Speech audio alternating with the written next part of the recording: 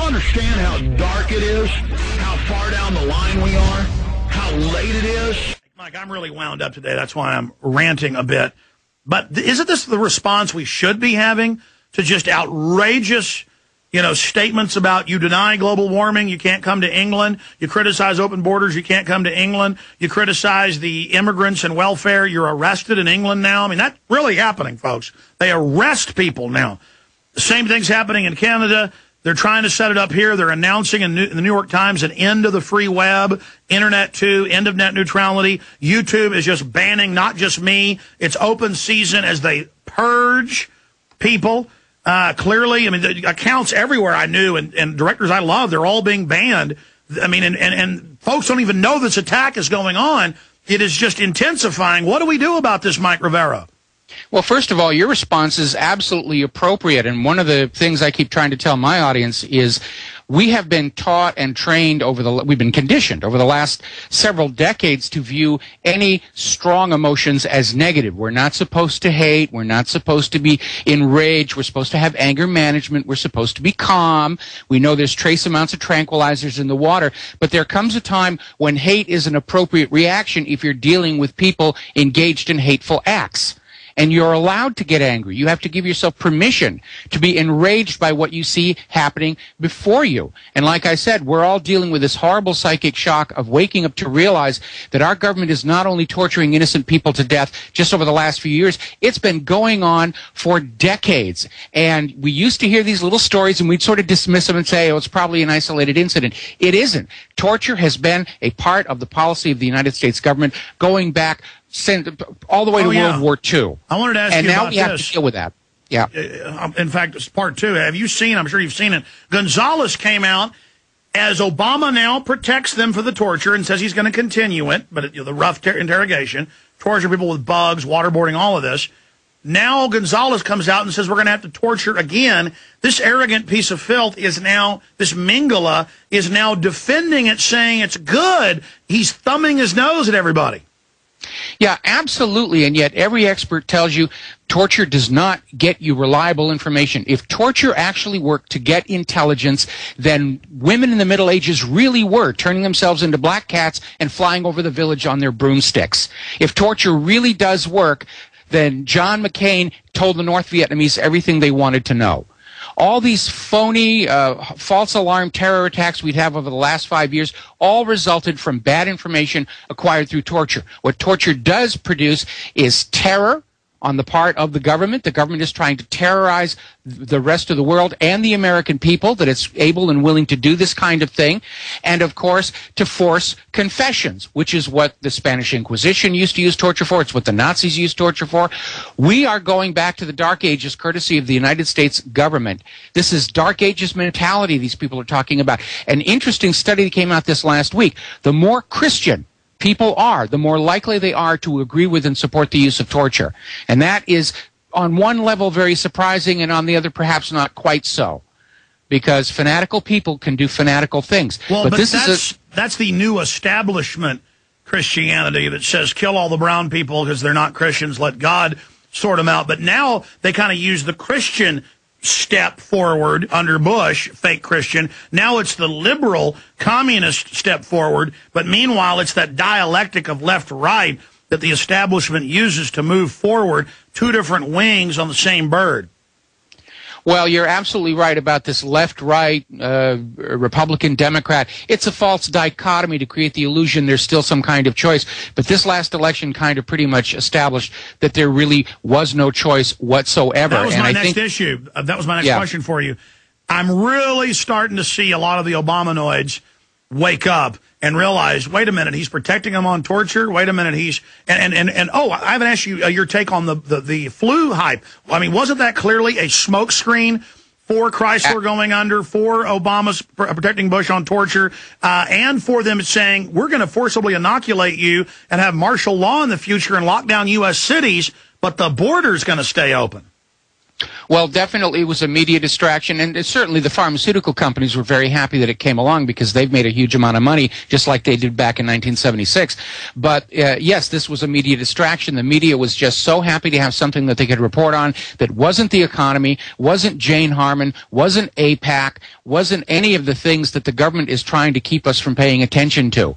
And the fact that the pandemic has turned out to be a big bit of nothing, I think, is going to blow back on the corporate media and the government, because once more, the American people are seeing the government that cried wolf, the corporate media that was reporting on a bogus story, while real stories important to all of us were being trivialized and marginalized. You know, Obama keeps denying that he's anti-gun when he called for bans in Illinois, and his attorney general supported a total ban in the D.C. gun ban. He said nationwide, no civilian ownership of firearms. That's a quote. Now he's supporting a treaty that when I first read it and Gunners of America first read it, we just said it bans reloading as terrorism, as explosives manufacturer says it's terrorism, bans changing a barrel or manipulating, modifying your gun. But even Lou Dobbs and CNN analyzed it, and they were right. I hadn't noticed. It basically allows them to ban guns outright, the manufacture, importation, and export. And so in the words of a U.S. Senator and Lou Dobbs, it says it bans the Second Amendment. I mean, they are actually trying to pass a treaty to ban the Second Amendment. What is going to happen when the public finds out about that? Well, I'm hoping the public will be very angry. In fact, I'm a little surprised we haven't seen more anger in the population yet. We've seen all these other countries like Iceland where the governments have already been brought down by a very angry populace.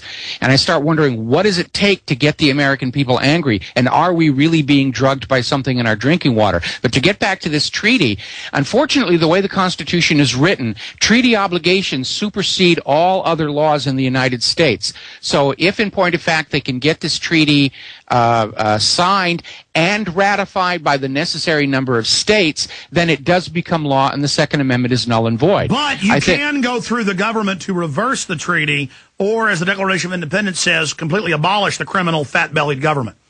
Well, I think we're kind of on that latter option right now. I think last September, when they passed all of these bailouts despite overwhelming public opposition, it is obvious the government isn't listening to us anymore. Taxes are going to go up to cover this $100,000 per taxpayer debt burden that's been added from the bailouts. We have taxation without representation. And the school I went to, I was taught that's a valid reason for kicking out the government.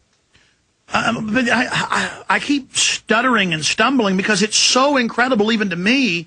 I've known they were setting this up and building it, and they admitted it was a global tyranny, but to see them saying, we're going to ban your free speech, we're not going to give you jobs if you criticize the government, you'll have to have an ID card to have jobs, we're tracking everything you do, alternative media are terrorists, gun owners are terrorists, veterans are terrorists. I mean, it is a completely rogue, bankrupt government, openly run by offshore banks. I've got scores of articles about Chicago and Illinois police stealing people's cars, D.C. police tow people's cars legally parked and then keep them and take them to police chop shops. That's mainstream news. Dallas police are still planting drugs on people and taking their cars. Mainstream news. Just banks are stealing everything. I mean, the corruption is just, it is just unbelievable, Mike. It is, and it's going to continue, and it's going to get worse until the people stand up and say no more. We have to have the right to say no to all of this stuff. There is no freedom without the freedom to say no, and the time to say no to all of this corruption is right now, because if we don't stand up and oppose them now when we've got a reasonable chance of victory, we're soon going to be in a situation where that possibility of victory is being eroded away smaller and smaller because the government will work to perpetuate its power. And, Mike, that's how this inchworm effect works, as you know.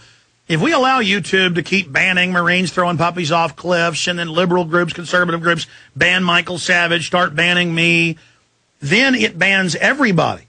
You see, if we buckle under, I mean, they said, the Home Secretary in England and all are also saying it in Canada, we're banning criticizing the EU, we're banning criticizing global warming, we're banning criticizing open borders. We want this to be a chilling effect, they're saying, to teach you you're going to be penalized if you do this. That demands rebellion in the info war. Because I keep saying 90%, as the military says, of war is info war. 90% of it is speaking out. As Thomas Jefferson kept saying, educate the whole of the people about liberty and tyranny will fade. People keep asking what the solution is. It's rally. It's say no. It's speak out. It's rebuke this government. And, you know, you keep talking about drugs in the water. Look, I see stuff like this every week, and I didn't even cover this last week. That's how conditioned I am. And again, they just keep, I have MSNBC, CNN saying they want to put drugs in the water to make Americans not depressed. They're doing that because they know it's coming out. They're already doing it, and I can prove it in a moment. They have the Japanese government, British government coming out saying we want to put Prozac and lithium in the water, saying we want to put statin drugs for even for children in the water. Everyone needs to go on statin drugs for cholesterol, and that's shown to be a fraud. Look at this, lithium in the water, and it goes on to have the Japanese government, BBC, saying they should put lithium in the water. That's a hardcore antipsychotic, literally turns you into a zombie mentally. And then I have this article, more Americans taking drugs for mental illness, Reuters, and there was 50% more people on drugs last year than a few years, than 2000, from 2006 to 1996, the studies a few years late, they always take time, and they had over 100 million prescriptions in 2008 for Prozac alone. Go ahead, sir.